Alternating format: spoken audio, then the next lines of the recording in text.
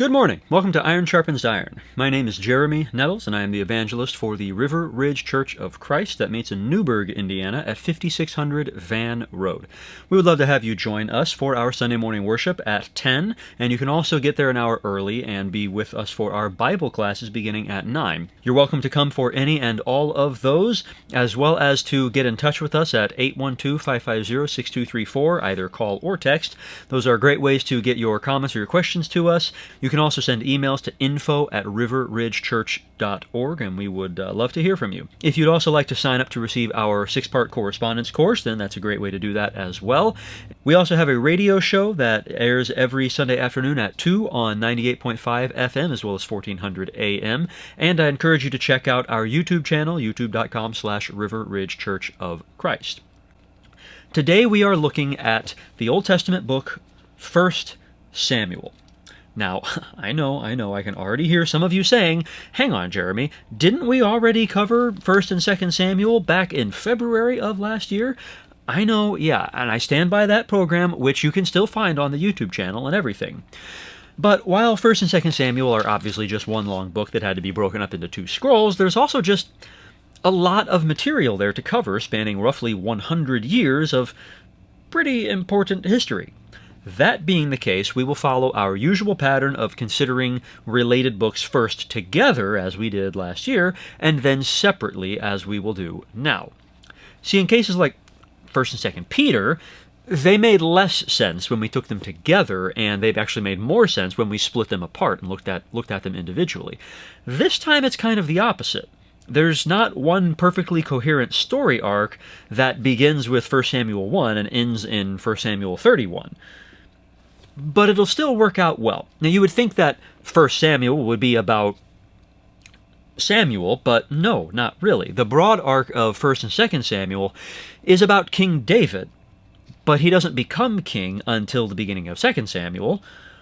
So all of the background information that fills 1 Samuel breaks down thusly.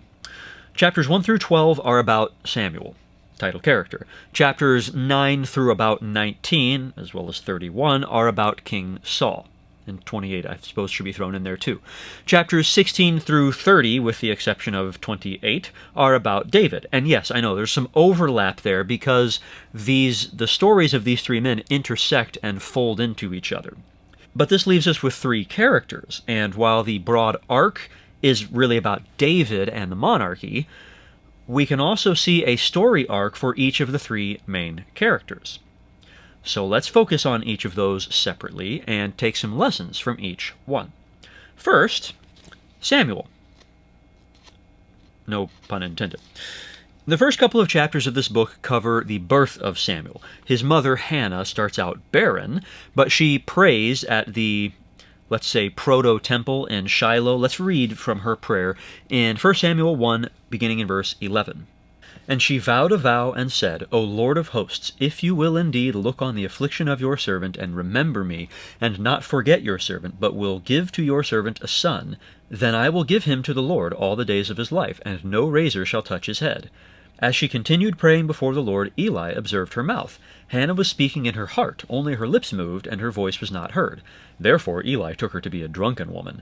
And Eli said to her, How long will you go on being drunk? Put your wine away from you. But Hannah answered, No, my lord, I am a woman troubled in spirit. I have drunk neither wine nor strong drink, but I have been pouring out my soul before the Lord. Do not regard your servant as a worthless woman, for all along I have been speaking out of my great anxiety and vexation. Then Eli answered, Go in peace, and the God of Israel grant your petition that you have made to him. And she said, Let your servant find favor in your eyes. Then the woman went her way and ate, and her face was no longer sad. They rose early in the morning and worshipped before the Lord. Then they went back to their house at Ramah. And Elkanah knew Hannah his wife, and the Lord remembered her. And in due time Hannah conceived and bore a son. And she called his name Samuel, for she said, I have asked for him from the Lord. Well, Hannah keeps her vow, and once little Samuel is old enough, apparently somewhere in the neighborhood of age 3, she brings him to Eli, who then raises Samuel as basically a son, and as a priest.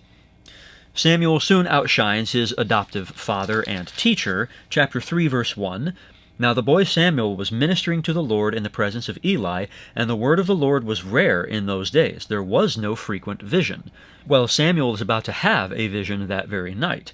And to sum up that vision, God is very displeased with Eli, in particular because of his failure to raise his sons well. His sons have become extremely corrupt, even though they are presuming to act as priests. And God is so displeased with them that he says he's going to basically cut off Eli's house and replace him with a priest of his own choosing, meaning primarily Samuel. Jump down to verse 19. And Samuel grew, and the Lord was with him, and let none of his words fall to the ground. And all Israel from Dan to Beersheba knew that Samuel was established as a prophet of the Lord.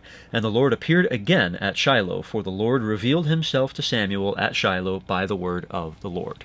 As Samuel takes over as the primary judge and the prophet of Israel, he leads a reawakening among the people, a return to God and a return to God's law. If we jump forward to chapter 7, we can read about that beginning in verse 3. And Samuel said to all the house of Israel, If you are returning to the Lord with all your heart, then put away the foreign gods and the Ashtaroth from among you, and direct your heart to the Lord, and serve him only, and he will deliver you out of the hand of the Philistines. So the people of Israel put away the Baals and the Ashtaroth, and they served the Lord only. Then Samuel said, Gather all Israel at Mizpah, and I will pray to the Lord for you. So they gathered at Mizpah, and drew water, and poured it out before the Lord, and fasted on that day, and said there, We have sinned against the Lord. And Samuel judged the people of Israel at Mizpah. Jumping to verse 15, Samuel judged Israel all the days of his life. And he went on a circuit year by year to Bethel, Gilgal, and Mizpah, and he judged Israel in all these places. Then he would return to Ramah, for his home was there, and there also he judged Israel. And he built there an altar to the Lord. Now, we're obviously skipping a lot of the details, but this sounds wonderful. It is a period of peace, much like happened with the early judges. It's a great testament to the influence that one righteous man can have if God works through him and if others follow his example. It's a great encouragement for us to stand up for what's right, even when it feels very lonely, even when it looks hopeless, even when it looks like the people are just too far gone to change, which is a very needed encouragement these days and in this society. However, as with most of the previous judges, it's not all roses and sunshine. Chapter 8, verse 1. When Samuel became old, he made his sons judges over Israel. The name of his firstborn son was Joel, and the name of his second, Abijah. They were judges in Beersheba. Yet his sons did not walk in his ways, but turned aside after gain. They took bribes and perverted justice. Then all the elders of Israel gathered together and came to Samuel at Ramah, and said to him, Behold, you are old, and your sons do not walk in your ways. Now appoint for us a king to judge us like all the nations. Eesh. Samuel knows this is a bad idea, and he tries very hard to dissuade the people. Verse 19. But the people refused to obey the voice of Samuel, and they said, No, but there shall be a king over us, that we also may be like all the nations, and that our king may judge us, and go out before us, and fight our battles. And when Samuel had heard all the words of the people, he repeated them in the ears of the Lord, and the Lord said to Samuel, Obey their voice, and make them a king. Samuel then said to the men of Israel, Go every man to his city. So it seems that Samuel did not do a great job of raising his kids. I'll grant that there are no guarantees with child rearing. Children still sometimes will rebel, even against a perfect father. Just read Jesus' parable of the prodigal son in Luke 15 for not a demonstration exactly because it's a fictional character, but the father in that parable represents God himself, and yet his children, both in their own ways, rebel against him. But children do reflect on their parents. That's why God was upset with Eli, remember? Now Samuel is told to select a king, and God points him to Saul. Saul starts out well, and he has a great advisor in Samuel. And yet Saul also doesn't turn out especially well in the end. Now, I can't explain exactly what it was that Samuel failed to do with the next generation. We're not told. But it's not fair to just say, kids always rebel, because they don't. And it's also not fair to just say the younger generation is always more immoral, because it isn't. Samuel was once the younger generation, and he led a movement of spiritual rejuvenation away from the corruption of his parents' generation. It's also not fair to just say it always goes in cycles and there's nothing you can do about it. Read Jeremiah 35. God commends the descendants of Jonadab who continued to obey their forefathers' instructions over and above what the law demanded. We like to dismiss this stuff as being totally out of our hands, but God doesn't see it that way. We are not supposed to just live our lives and let our kids figure it out for themselves. Our job is to raise them and help them to outdo us in loving and serving God. This is an extremely common failure. Samuel, despite this failure, deserves a great deal of respect. He behaved righteously. He was a great leader. He brought the nation back to God. But do you think that that lessens his anguish over losing his own kids? Let's try to learn from his mistake. Don't take for granted that the next generation will do what you want or what you expect. Teach them consistently to do what God wants and expects.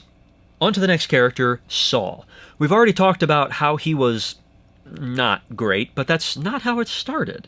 Saul was plucked from obscurity, and he seems like a pretty good man to rule. He actually reminds me a lot of George Washington. In chapter 9, let's read the first 2 verses. There was a man of Benjamin, whose name was Kish, the son of Abiel, the son of Zeror, the son of Bechorath, son of Aphiah, a Benjaminite, a man of wealth. And he had a son, whose name was Saul, a handsome young man. There was not a man among the people of Israel more handsome than he. From his shoulders upward he was taller than any of the people. Okay, so he's tall and good-looking. The rest of this chapter emphasizes his sense of duty. He traipses all over the countryside in search of his father's donkeys. Then we come to chapter 10, verse 1. Then Samuel took a flask of oil and poured it on his head and kissed him and said, Has not the Lord anointed you to be prince over his people Israel? And you shall reign over the people of the Lord, and you will save them from the hand of their surrounding enemies. Well, after this anointing, Saul makes his way back to his father's household. Verse 14, Saul's uncle said to him and to his servant, Where did you go? And he said, To seek the donkeys. And when we saw that they were not found, we went to Samuel. And Saul's uncle said, Please tell me what Samuel said to you. And Saul said to his uncle, He told us plainly that the donkeys had been found. But about the matter of the kingdom of which Samuel had spoken, he did not tell him anything. That seems like a pretty big matzo ball to be left hanging out there. Verse 20. Then Samuel brought all the tribes of Israel near, and the tribe of Benjamin was taken by lot. He brought the tribe of Benjamin near by its clans, and the clan of the Matrites was taken by lot. And Saul the son of Kish was taken by lot. But when they sought him, he could not be found. So they inquired again of the Lord, Is there a man still to come? And the Lord said, Behold, he has hidden himself among the baggage. Then they ran and took him from there, and when he stood among the people, he was taller than any of the people from his shoulders upward. And Samuel said to all the people, Do you see him whom the Lord has chosen? There is none like him among the people. And all the people shouted, Long live the king! Then Samuel told the people the rights and duties of the kingship, and he wrote them in a book and laid it up before the Lord. Then Samuel sent all the people away, each one to his home. Saul also went to his home at Gibeah, and with him went men of valor whose hearts God had touched. But some worthless fellows said, How can this man save us? And they despised him and brought him no present. But he held his peace. Saul doesn't want this power. He has a very live and let live attitude toward those who doubt him. He doesn't make any big deal of it. When a neighboring nation attacks in the next chapter and Israel needs to gather and defend them, verse 4, When the messengers came to Gibeah of Saul, they reported the matter in the ears of the people, and all the people wept aloud. Now behold, Saul was coming from the field behind the oxen. And Saul said, What is wrong with the people that they are weeping? So they told him the news of the men of Jabesh. He's the king, and he's plowing his own field at the family farm. He is a hard-working man. He's a man of duty. He's a man of the soil. He is humble. He is uninterested in power. He doesn't want to meddle in other people's lives. He responds to insults with grace, and even so, he is imposing. He looks the part of the ruler, the king. It's Washington, isn't it? At least, that's how he starts. Whereas George Washington refused to be made king and refused even to serve as president for longer than 2 terms, Saul grows to rather like his position. Chapter 13, verse 5. And the Philistines mustered to fight with Israel 30,000 chariots and 6,000 horsemen and troops like the sand on the seashore in multitude. They came up and encamped at Michmash to the east of Bethaven. When the men of Israel saw that they were in trouble, for the people were hard pressed, the people hid themselves in caves and in holes and in rocks and in tombs and in cisterns, and some Hebrews crossed the fords of the Jordan to the land of Gad and Gilead. Saul was still at Gilgal, and all the people followed him trembling. He waited 7 days, the time appointed by Samuel, but Samuel did not come to Gilgal, and the people were scattering from him. So Saul said, "Bring the burnt offering here to me, and the peace offerings." And he offered the burnt offering. As soon as he had finished offering the burnt offering, behold, Samuel came, and Saul went out to meet him and greet him. His approach toward Samuel is like, what? This is normal. I'm the king. But you see, it's not. He's the king. He's not a priest. He obviously knew that this was Samuel's job. He waited 7 days, and then that's when he finally decided, fine, I'll just do it myself. This is somewhat understandable that he would do this, even though it's wrong, but it's not a good sign. Jumping forward into chapter 17, we find the Philistines attacking again, and this is where Goliath, the giant, is standing and defying the armies of the Lord. And you might expect for this big, tall, strapping man to, challenge the giant himself, or at least to lead his men into a real battle, because is anyone really taking this whole, if you win, we'll serve you stuff seriously? Instead, we find him, verse 25, "And the men of Israel said, Have you seen this man who has come up? Surely he has come up to defy Israel. And the king will enrich the man who kills him with great riches, and will give him his daughter, and make his father's house free in Israel." So he's trying to bribe one of the other Israelites into fighting the giant rather than, doing it himself or leading the people against him. Well, when David succeeds in killing the giant, chapter 18, verse 6, "As they were coming home, when David returned from striking down the Philistine, the women came out of all the cities of Israel, singing and dancing to meet King Saul, with tambourines, with songs of joy, and with musical instruments. And the women sang to one another as they celebrated, Saul has struck down his thousands, and David his 10,000s. And Saul was very angry, and this saying displeased him.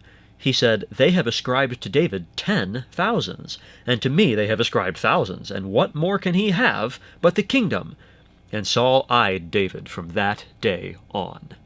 Well, from there Saul descends into madness and lawlessness and rampant immorality. He breaks his promises to David. He eventually does give David one of his daughters to marry, making David his son-in-law. And then he still tries to use his daughter in order to get to David and kill him. He chases David around forever. In chapter 22, some priests have helped David, and so Saul orders them all killed. In chapter 28, we find him dabbling in witchcraft. Let's read verses 7 through 9. "Then Saul said to his servants, Seek out for me a woman who is a medium, that I may go to her and inquire of her. And his servants said to him, Behold, there is a medium at Endor. So Saul disguised himself and put on other garments and went, he and 2 men with him. And they came to the woman by night. And he said, Divine for me by a spirit, and bring up for me whomever I shall name to you. The woman said to him, Surely you know what Saul has done, how he has cut off the mediums and the necromancers from the land. Why then are you laying a trap for my life to bring about my death? Well, we can't say he didn't know any better. Earlier in his reign, he was enforcing God's law on this. He was executing the witches. Now, not so much. Pretty hypocritical, isn't it? In chapter 31, he is killed, pathetically. Verse 1. Now the Philistines were fighting against Israel, and the men of Israel fled before the Philistines, and fell slain on Mount Gilboa. And the Philistines overtook Saul and his sons, and the Philistines struck down Jonathan and Abinadab and Malchishua, the sons of Saul. The battle pressed hard against Saul, and the archers found him, and he was badly wounded by the archers. Then Saul said to his armor-bearer, Draw your sword, and thrust me through with it, lest these uncircumcised come and thrust me through, and mistreat me. But his armor-bearer would not, for he feared greatly. Therefore Saul took his own sword, and fell upon it. He had such a great start. There was such promise for liberty and justice for all, plus security from these hostile neighboring nations. But he was corrupted. He came to love power, and he allowed himself to be distracted from his duty by his own paranoia and selfish ambition. He lost his faith in God. He lost his care about God. He turned away from everything that made him qualified for this power. We could nitpick Samuel a bit, but Saul is far worse than anything that we could say about Samuel. He deserves some pity, but not a whole lot of respect. A good start is not the same as a good finish. Good intentions do not always mean good outcomes. If you turn away from God, especially if you see no other way to preserve your own life or status, that's not going to work out the way you think. In seeking to remain king, Saul hastened his own downfall. In distrusting David, who had been content to serve his father-in-law faithfully, Saul lost out on untold blessings and friendship and love, and instead brought both temporal and eternal misery on his own head. Don't make his mistakes. Well, that brings us to David. David was also plucked from obscurity. Chapter 16, verse 1. The Lord said to Samuel, "How long will you grieve over Saul, since I have rejected him from being king over Israel? Fill your horn with oil and go. I will send you to Jesse the Bethlehemite, for I have provided for myself a king among his sons." Verse 6. When they came, he looked on Eliab and thought, "Surely the Lord's anointed is before him." But the Lord said to Samuel, "Do not look on his appearance or on the height of his stature, because I have rejected him. For the Lord sees not as man sees. Man looks on the outward appearance, but the Lord looks on the heart." Verse 10. And Jesse made 7 of his sons pass before Samuel, and Samuel said to Jesse, "The Lord has not chosen these." Then Samuel said to Jesse, "Are all your sons here?" And he said, "There remains yet the youngest, but behold, he is keeping the sheep." And Samuel said to Jesse, "Send and get him, for we will not sit down till he comes here." And he sent and brought him in. Now he was ruddy and had beautiful eyes and was handsome. And the Lord said, "Arise, anoint him, for this is he." Then Samuel took the horn of oil and anointed him in the midst of his brothers, and the Spirit of the Lord rushed upon David from that day forward. And Samuel rose up and went to Ramah. In the next chapter, David, of course, fights and kills Goliath. We probably don't need to read that one, do we? This obviously brings him great glory. It brings him a marriage into the king's family. It also brings a new job and some measure of authority, a new brother-in-law and best friend, chapter 18, verse 1. As soon as he had finished speaking to Saul, the soul of Jonathan was knit to the soul of David, and Jonathan loved him as his own soul. And Saul took him that day, and would not let him return to his father's house. Then Jonathan made a covenant with David, because he loved him as his own soul. And Jonathan stripped him of the robe that was on him, and gave it to David, and his armor, and even his sword, and his bow, and his belt. And David went out, and was successful wherever Saul sent him, so that Saul set him over the men of war. And this was good in the sight of all the people, and also in the sight of Saul's servants. David spends the rest of this book as the righteous victim of Saul's jealousy and hatred. He continually chooses to do what is right, despite his trying circumstances and significant peer pressure. Chapter 23, verse 1. Now they told David, "Behold, the Philistines are fighting against Keilah, and are robbing the threshing floors." Therefore David inquired of the Lord, "Shall I go and attack these Philistines?" And the Lord said to David, "Go and attack the Philistines and save Keilah." But David's men said to him, "Behold, we are afraid here in Judah. How much more then if we go to Keilah against the armies of the Philistines?" Then David inquired of the Lord again, and the Lord answered him, "Arise, go down to Keilah, for I will give the Philistines into your hand." And David and his men went to Keilah and fought with the Philistines, and brought away their livestock, and struck them with a great blow. So David saved the inhabitants of Keilah. Even worse, in chapter 24, verse 1, when Saul returned from following the Philistines, he was told, "Behold, David is in the wilderness of En-Gedi." Then Saul took 3,000 chosen men out of all Israel, and went to seek David and his men in front of the wild goats' rocks. And he came to the sheepfolds by the way, where there was a cave, and Saul went in to relieve himself. Now David and his men were sitting in the innermost parts of the cave. And the men of David said to him, "Here is the day of which the Lord said to you, Behold, I will give your enemy into your hand, and you shall do to him as it shall seem good to you." Then David arose and stealthily cut off a corner of Saul's robe, and afterward David's heart struck him because he had cut off a corner of Saul's robe. He said to his men, "The Lord forbid that I should do this thing to my Lord, the Lord's anointed, to put out my hand against him, seeing he is the Lord's anointed." So David persuaded his men with these words, and did not permit them to attack Saul. And Saul rose up and left the cave and went on his way. This happens again in chapter 26. We won't read that for the sake of time, but round about verses 6 through 11. He is continually protected and blessed and made great despite not pursuing these things. We saw already how God gave him a great friend in Jonathan. We also mentioned how he gave him a royal marriage in Michal.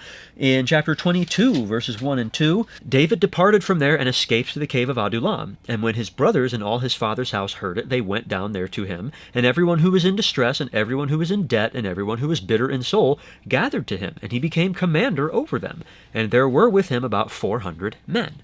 Even when things seem terrible, he's attracting people to him. And granted, they're not necessarily the most upstanding citizens, but David shapes and molds them into upstanding citizens and directs them in a moral fashion. It's amazing. There are more examples of this, but the quintessential ones are that he refused to kill Saul and set himself up as king, despite God telling him he would be king in place of Saul. For years, he was patient, and he insisted on letting God do it his way. Now, from a human perspective, that seems really dumb, but it worked. Saul fell, and it wasn't by David's hand. It's still not even what David wanted. In 2 Samuel 1, David laments Saul's death.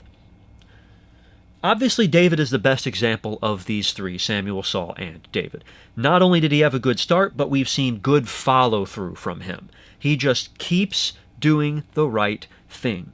He trusts God. He obeys God. He seeks God's instruction and his will, regardless of the personal implications. And God takes care of him, fulfills his promises to him. He causes everything that David does to succeed. David is a wonderful example and a great encouragement for us. Now, I should mention, 2 Samuel doesn't paint quite as good a picture of David. Starting in 2 Samuel 11, things start to really fall apart, and many of our criticisms of Samuel and Saul could be applied just as easily to David in the later portion of his reign. But first, even there, he did listen and repent and correct his mistakes to the extent possible and keep on trusting God. Second, we're not talking about 2 Samuel right now. So let's take the good example that David provides in this part of the book and do our best to follow it. By the way, this is a foreshadowing of Jesus, isn't it? We could say that Saul represents the entrenched powers in Judaism when Christ walked the earth. David represents Christ himself. Jesus was likewise anointed by God to fulfill and, at the same time, abolish and replace the old way, the Saul, and to usher in a new age in which God's people could expect justice and mercy from their righteous king. Jesus, like David, refused to pursue his promised throne by evil means, even when his friends pressured him to do so. Jesus, like David, continued to show love for the very people who were seeking to kill him. Jesus, like David, insisted on letting his heavenly Father be the one to exalt him instead of doing it himself. That steadfast faithfulness encourages us to respect David, and in Jesus it's even more so. In Jesus, the Son of David, it saves us from sin and from eternal separation from God. Ultimately, while we can learn about God and how to please him from Samuel and Saul and David, it means very little unless we first submit ourselves entirely to God's Son. If you still need to take that step, then we would love to help at River Ridge. You can get in touch with us by phone at 812-550-6234, or you can send us an email at info@riverridgechurch.org. You can also join us at 5600 Van Road in Newburgh for Sunday morning worship at 10. I hope to see you there. Thanks for joining me today on Iron Sharpens Iron.